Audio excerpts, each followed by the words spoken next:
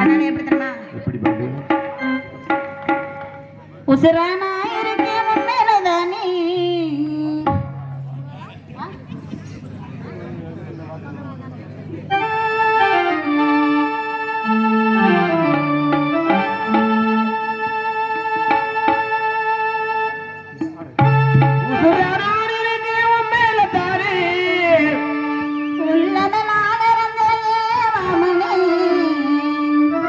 உன்னை விட்டு என்ன பிரிச்சோம் என்ன விட்டு உன்னை பிரிச்சோம்